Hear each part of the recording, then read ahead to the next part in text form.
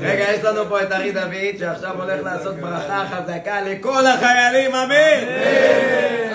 מי שברך את אבותינו אברהם, יצחק ויעקב, הוא יברך את חיילינו וההגנה לישראל העומדים על משמר ארצנו וערי אלוהים, מלכות הלבנון מעל מדבר מצרים ומן הים הגדול על בוא הערבה והיבשה אבירו בים. ייתן אדוני את אויבינו הקמים עלינו נגפים לפניהם.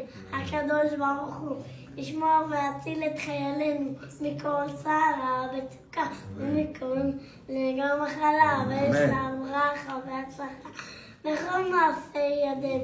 אדבר פעוננו תחתיהם בכתר ישועה ובאתר ניצחון.